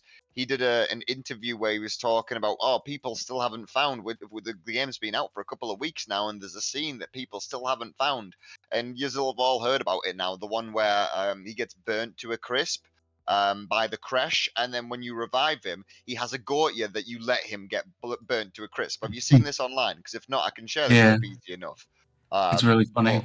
yeah, it's really really funny. But it's coded in if you let him die when you explode the crash, then he will have an outburst at you, and it's just a weird little thing that like most people aren't going to let their NPCs die and then obviously revive them. But because that's a mechanic in this game, then yeah, no, it acknowledges that, and it's no, and that's part of a puzzle. So that's more of an Easter egg at the end of it. But the puzzle that you've got to solve is in that crash, and it's clever how they layer these things on top of each other. It's very clever. I feel like I would have enjoyed more puzzles. I do enjoy puzzle games, and I wish when you think of D&D, you always think of yeah, big fights and then puzzle rooms that they get stuck in, like Indiana Jones style. You know what I mean? Like, oh, the walls are closing in on us. What do we do? Think fast. I wish there was more elements like that. But they do exist in this game. They're definitely not there. I don't know if that answers your question. You gave it the British clever. So I'm gonna stick to that as the review. Love it. Maker, how do you feel the game did in terms of leveling up in an RPG mechanic wise? I'm sure you've seen a lot of RPGs. I mean, personally, I was a little bit overwhelmed when it came to leveling up, long lists, which I had to read through, and everybody knows I hate reading. So I just wanted to get your opinion on how you felt the level they Larian Studios did with leveling up compared to other games. Honestly, I thought I did a great job. Personally, but that's mostly because I have used You sites like like reading. D. No, no, no, no, no. I've used D&D Beyond, which basically it feels like I'm using D&D Beyond because it pop when I put in the level, it'll automatically tell me these are what I get for leveling up, and it tells me like choose spells, and I click it, and I'll be able to choose my spells, and it's exactly like how D&D 5e is, which in my opinion is the most like new player friendly D&D experience. So I think it's great because it just checks all the boxes. I feel for like if it's going to be D&D as a video game, it did that at least for the level up Cool. system. Yeah. You enjoyed the level up system. There we go. I thought I was gonna get a negative take on it. No, I'm no, no I'm the issues only here. one on the panel who doesn't like reading. All right. Yep. SPG, how did you feel the game did with its boss encounters? Um, and what kind of commentary can you bring to that and how Larian Studios tackled it? There's so much weight when it comes to these encounters. Do you think they were able to pull it off? And how did you feel about it? There's 4 or 5 big major set pieces with huge battles that are pretty damn epic. You have foes that fall in spectacular manner with gods to replace them, visagry of gods that you have to kill. They did a really good job in building all those moments up. Like I said, there was a few jaw dropping moments.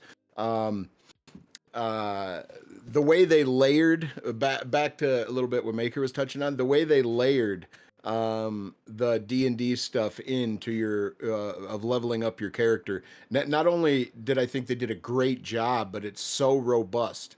Like you know, you basically do build your character as you go, and then when you add feats into those, which are like bonus extra perks for your character, shout out to Fighter, they get a bunch of them.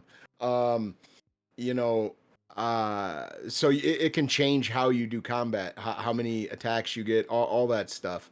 um but yeah, the big boss battles, they got even more interesting. So not only do they have these set pieces that are really well thought out and elaborate, like the final boss and the Raphael fight with the awesome music, like all these set pieces are amazing.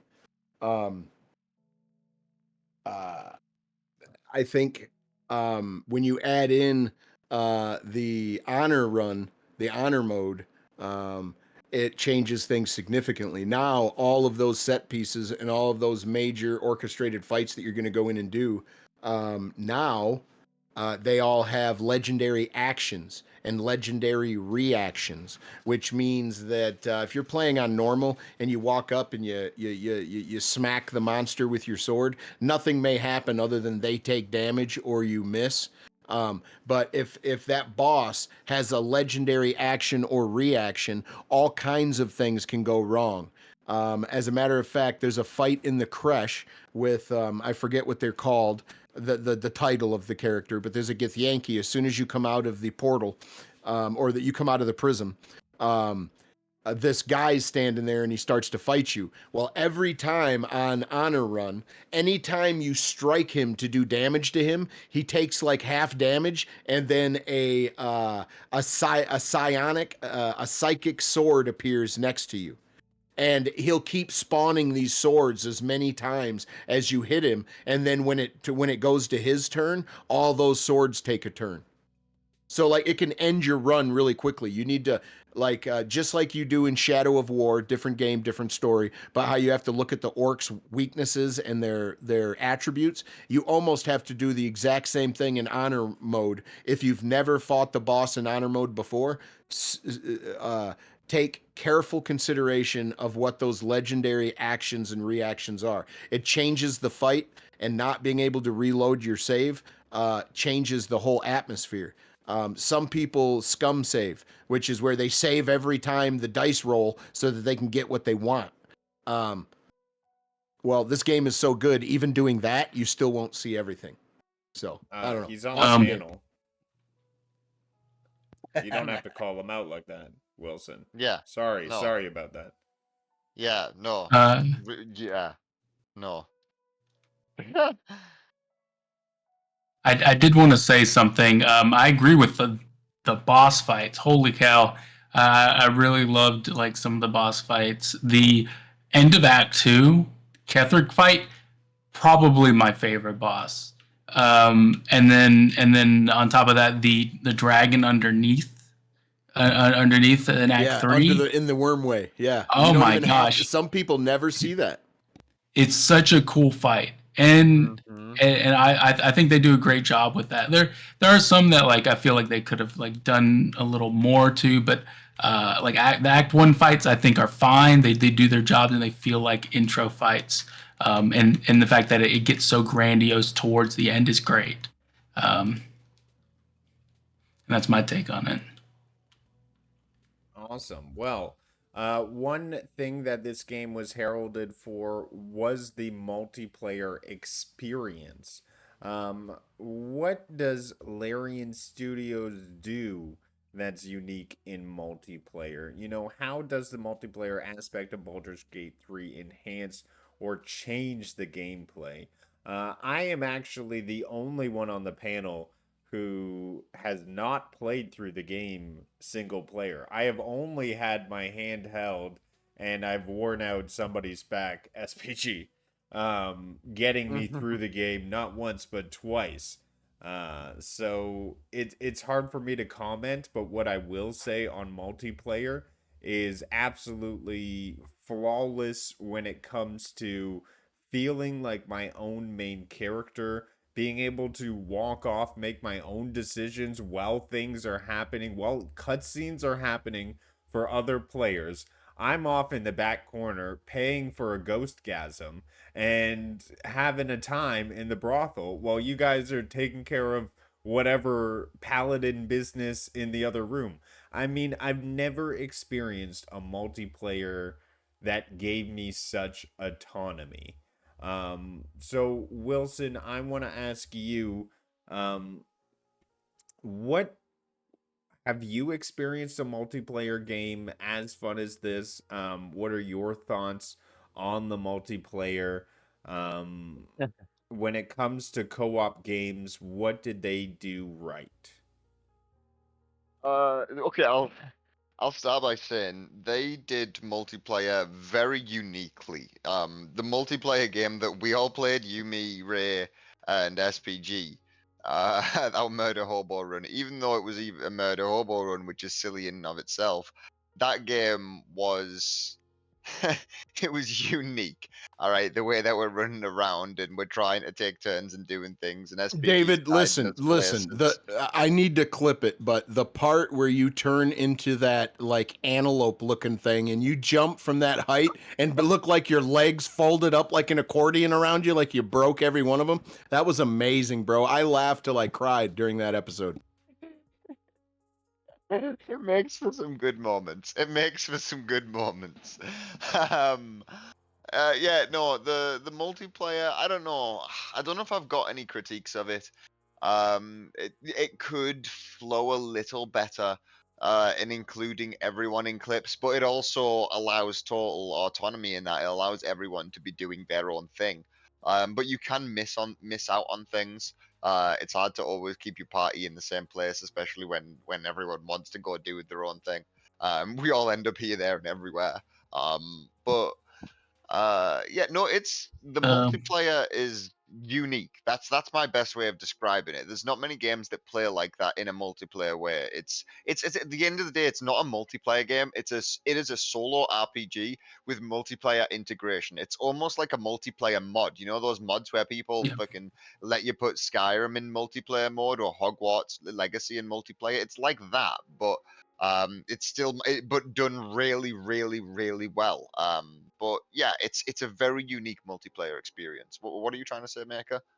Oh, I mean, I can put something negative. The one thing that I didn't like. So this was a thing because when I first played it on Stadia, I played it with a full party of four. The problem I have is when you do have a full party, you cannot have any of the NPCs with you. So if you're doing their quest lines, they're not there. And that always kind of bugged me because there are like little interactions with said character, especially if you're doing their kind of quest lines. And the fact that you can't even have them as like a small companion for that particular quest line bugged me a lot. Um, and so I sometimes get tired of multiplayer because when I'm with so many people, I do want to like see what's happening with that particular character with the story, and it's just not possible with unless you mod it and have like a be able to have a bunch of people. Yeah, there's limitations, and Yeah. they could solve that by simply having a companion to the characters. But it seems like they're Yeah. limited in what they're able to contain in a single aspect. Like even Well, just like well, I was gonna say like even have them as like because you can have minions as a character, like just have it as like under you as like a minion, not necessarily as its own character. Um, that I would have that would have solved the issue for me, in my opinion. and SPG, how do you feel that the gameplay changed for you from single player to multiplayer? Um, do you think they are different experiences, or is it more of the same? No, And how do you think they did on the multiplayer? it's completely different experience with people because, as you well know, Rubigs, you get 4 to 5 people together. It's like herding cats, trying to get people to behave, trying to be focused, and it's hard. So, as an example, hey, are we gonna side with the good guys or bad guys? Oh, well, it depends who talks to him first, because Willie, he's got a problem. He's got a chip on his shoulder. Like, you don't know, you're not in control of the narrative at that point because everyone has equal share in it, just like if you were at a D&D table. I think that is phenomenal. I think they knocked that out of the park with the options and the fun and the comedy gold that can transpire. Now, a drawback, I'm not going to just praise its multiplayer. A drawback, it boggles my mind that you were not allowed to play as a companion character, any companion character. Meaning, if I'm playing a single player run and I invite you to my game, Oh, why can't you play as Asterion? 100%. I hate that. Like I have Yeah, to make my own character to join you. I can't just Is play that as still one a of the thing? side characters Is with that you. still a yeah, thing? that I is thought they took still Yeah, a that out. thing. They it's still a fixed thing. it. They fixed it in a weird way. As Maker was complaining that you can't get the side quests with the side characters because if you have a party of 4, you're each main characters and you can't get rid of them. Well, they patched into the game a wardrobe or a mirror. Now you can get rid of those, so you can invite a friend in at level 5. He can create a character, start playing with you, and then when he, leaves, you can take his character and put it in the wardrobe, and then you can get another Oh, companion. That was not in the game when Maker played, but it is yeah, now. yeah. Yeah. Uh, but it is Well, I now. mean, it still bugs me that I have to make an entirely new character to join my friend because, like, I wanted to join my friend one time, and I was like, okay, just let me join. Maybe I can just play. I want to see if I could just pick one of the origin characters Yeah, and just play as them within your game. Nope, you cannot. You have to completely make your entire character. And all I wanted to do was hop on for like an hour. I didn't want to have to make a whole character just to like play with this person, but I had to, and like I wish that they had that option. yeah. So that boggles my mind that that's not in the game. That you can just play as one of the companions rather than making your own. But they did fix the fact you're stuck with them afterwards. But that would be my one Yeah, drawback. But that but was the awful the originally. but the having 4 different crazy mother effers running around in a world that gives you so many options, chaos is what transpires. It's so much fun. Yeah. Awesome. And yes, Rudigs is Willie in that example. Many times in our Gigolo run, it would be like, "Oh, if I talk to him first, shit's gonna go south. I'm just letting you know." And then he would be like, "No, no, let Nads talk to them first, so we get dialogue and good things happening." So. Nads, we think they have a weapon. No, let me talk to him. Oh, well, a big part of the game, and our buddy Bjorn, shout out to Bjorn, favorite aspect of the game is soundtrack and atmosphere. The game soundtrack can greatly enhance the immersion, um, and often it's overlooked. People can often not even remember, but I can vividly remember right now the intro to Baldur's Gate.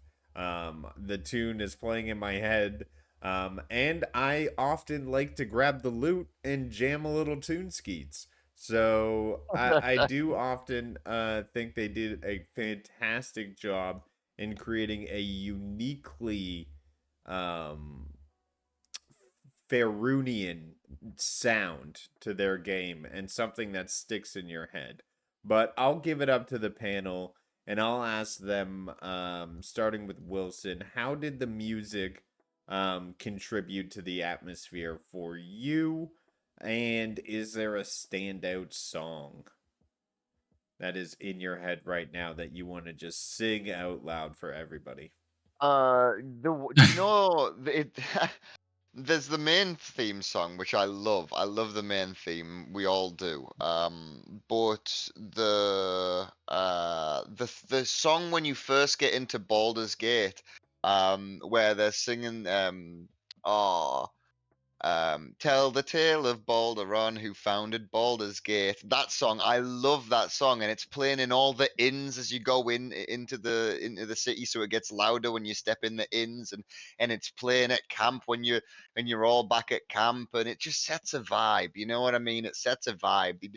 It's like it's a change because you've just came out of the gloomy forest, you're making your way into the city finally, and it just kind of, I don't know, it changes the scenery just with that audio. Do you know what I mean? Even though the scenery itself has changed, just listening to it, you can tell you're somewhere new, that things have changed, that things are building up to something. And the composer, oh, who was his name? Borislav Slavov, and he did all of the music, and he is highly praised by Larian Studios, and highly praised by Sven for exactly what you're saying, for making a world just in that music, for making a Faerunian soundtrack. He's People love him for it. I believe he may have even won awards for it, although that's speculative. I can't remember. And I, thank you for that. Yeah, go I, Maker. I know. I know they didn't win the game awards. That went to Final Fantasy 16, I believe. No, but I think he won awards separately for it. I But could look it up real quick. yep. Well, while Maker looks it up, why don't we get SPG's comments on how he thinks the soundtrack contributed All I to have the to say, atmosphere? bro, all I have to say is Raphael killed it. And it's Raphael's final act is what it's called. And the dude is Oh a yes, G. It is literally like an that's another one. operatic. Hmm. It's an operatic performance with operatic type music with um, big highs and even lower lows, and it feels like he's trying to drag you to the depths of hell. Um, if you've never heard it, go check it out. When that comes on in the game, it gives me chills. Hmm. Um, Really, really good. Raphael's final act. That song did it all. The music ambience is great, all the way from the title card down, down, down by the river. All that stuff is really good. The subtle tones, as David said, when you get into trouble or you've just gotten out of trouble, like they did a really good job at the soundtrack for sure. But the standout would have to be Raphael's final act. Oh, I have to agree let's with see. SPG. Yep. Okay.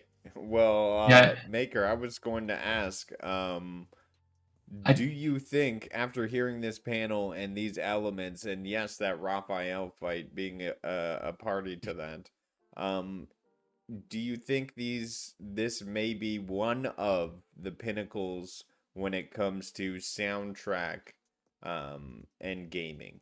And God how do no, you think they did that? So no, no, tell us no, no. where it I is. think it's very good. Don't get me wrong.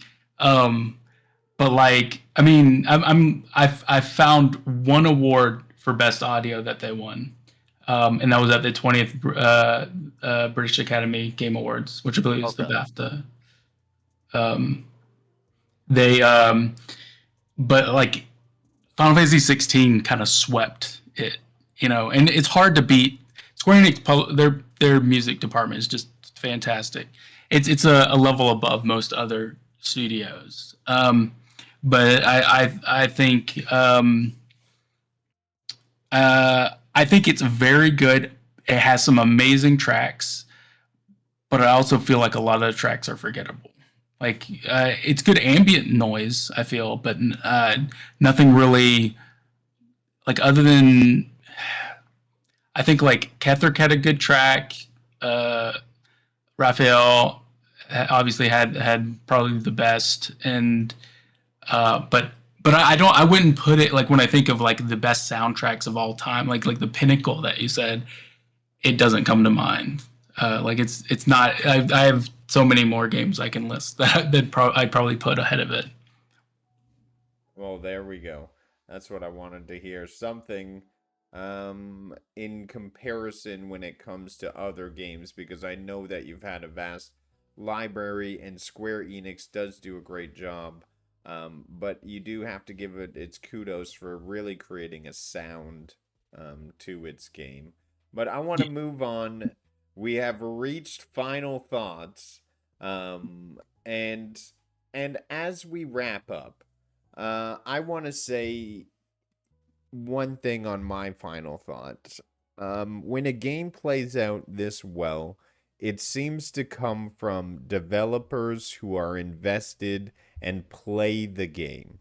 And I think when playing the game isn't clocking hours and billable time, it's enjoying the craft at which you are developing. The experience behind that is so much greater for that. But I'll open it up to the panel and I'll ask you guys, would you recommend it to others and why? So, Wilson, we'll start with you. Uh, all depends if you got the patience for it. Like I started off explaining near the beginning of the show, it's not for everyone. The mechanics aren't for everyone. Turn-based isn't for everyone. But if you like that style of game, or if you're willing to try it and you think you could get into it, you will be rewarded. It's an amazing story. It's got some amazing characters, amazing cast. The actual voice actors themselves are now some well-known people in the voice acting world, some well-loved people and cherished people in the voice acting world. Just after this game, um, yeah, it's a wonderful game. I can't give it a 10 out of 10, but do you know, it was game of the year for a reason. It was one of the best things that came out recently. It's definitely pushing the genre forward, and do you know what? For that, I lied. I can give it a 10 out of 10. I can. I mean, with all its flaws, 10 out of 10 for being an outstanding game and pushing the genre forward. Go play. Hey, you gotta give it. It's you gotta give it what you feel. So appreciate that. And Maker, why don't you give your final thought on the game, your recommendation, and I should have said it, so thanks for reminding me, your score for the title. Okay. So for me, I I absolutely loved it. It is a great tabletop RPG that you can play with friends. To me, it didn't revolutionize the genre or even evolve it, because to me, um, it's mostly what they've done before, but then added the D&D, implementing the D&D elements into it, and they did a fantastic job with that. Uh, the downside is I just don't see like anyone else doing it because they don't do it like Larian does it. Um, I mean, they could try and copy and emulate, but we'll see how that goes. But there were too many issues I had on my first playthrough that I just like the things that were added later that made the game better. It left a sour taste in my mouth because I had already spent like hundreds of hours in the game already, and I didn't want to have to redo all this stuff just for a new ending or a new thing. And uh, so to me, like it was my second favorite, just behind Tears of the Kingdom. So I'd probably give it like a 9 out of 10. All right, awesome. And SPG, what would be your Well, final thoughts and score out of 10? well, I'll give you some thoughts and I'll leave it at this pretty much. It was maybe the game wasn't super revolutionary in certain ways. I think it was in player choice. Um, for the acts and the stuff. Maybe not the ending that you're kind of tied to, but character choice, they just knocked it out of the park. But what I would say is go try this game, guys. If even if turn-based isn't your thing, I believe PlayStation still gives you a 2-hour demo. I think Xbox does the same thing. If I'm talking out my ass, I'm sorry, but definitely go check it out if you can play the demo. They did at some point have it. But I would have to give it a 9.5, just because it was a breath of fresh air. And what I mean by that is maybe it didn't push all these things super forward and change the industry itself. But out of all the games we got, this one was the one that was the most feature complete. Yeah, they added some things. Yeah, there was a few bugs, but there was no microtransactions. They weren't trying to sell you upcoming stuff that they hadn't even worked on yet. Larian's business practices so far have been above board and have been awesome, and I can't wait to see what they come up with in the future. But I would say 9.5 for the condition the game was released in the year it was released. Awesome. Well, for myself, I will definitely say the multiplayer experience for me is my final thought. I will always look back fondly on all the fun times I had. It brought us all together weekly, and I think that is one of the best parts of gaming for me. Getting all touchy feely, but it's that multiplayer, and for those times alone, I'd have to give it, an outstanding score because when it comes to gaming, you can play by yourself and you can have a time, but when you get to share it with others and you have the autonomy and the freedom and all these story options, these twists and turns, these things they put in front of you, characters that have these reactions, these facial expressions, um, there's so much. There's so much here, and there's so much content. And I would get together with a bunch of friends and definitely start a run because there's lots of fun to be had. Larian Studios, congratulations. I never thought I'd play a turn based action game, but you got me to do it twice. And for that, you kicked me in the butt, and I'll go 10 out of 10. So, Wilson, I'm joining you. Thank you, sir. In conclusion, I want to thank all the panelists for sharing your insights and experiences with Baldur's Gate 3. It's clear this game has captivated us all in different ways. Join us next time for more in depth discussions and gaming beyond. Roll those dice for your intuition, your charisma, and your perception. I hope you all get criticals out there. And thank you, panelists, for hanging out for our 1 hour review that is closing out at 2 hours. So the That's game, how it it was goes. that good, and we had to talk about everything. So we'll go one by one, say your goodbyes, and we'll be out of here, Wilson. Thanks for having me on, bro. It was a great time. Good talking to you. Thanks to see you all in the chat. And yeah, peace out. Come join us in Cyborg City. And then he's gonna come kiss me. Maker. That wasn't me. Say your goodbyes. Yeah. Okay. I thought you were saying it was He's me. like, I didn't do it. No. Yeah. Hey now. Yeah. It's been great. Everybody go play some games. There's a ton of great ones out there, and I'll catch y'all on the flip side in Discord. And SPG, close us out. Rudigs, I just want to thank you, man, for bringing back some sort of review thing to talk about gaming. because that's what all of us love is gaming, and we don't really discuss games in that much detail. We discuss the industry and where it's headed, what we don't like a lot, but we don't. Whinge. Yeah, we whinge, and I am the old man shaking his fist at the clouds when it comes to the video game market and where it's headed. But I just appreciate that you had me on for this title, and lovely to see the reviews come back on cloud and console, man. Great job. Awesome. Well, this review wouldn't have happened if I hadn't taken space on your back and you carried me through twice. So, shout out to you for letting me experience this awesome title. Thank you. This has been an awesome review, and we'll catch you on the next one. Everyone, be kind out there. Yes, sir. All right.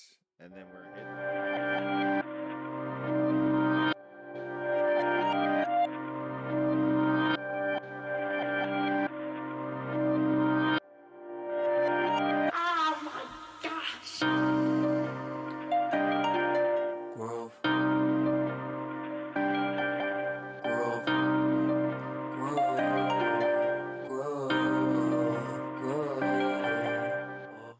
Why try to believe in me?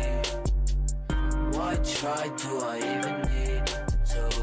I die with the season leaves.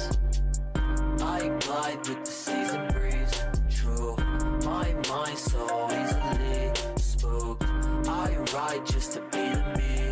Oh, finds hype super decently smooth. Nice type, but as sick as beats. Groove, groove.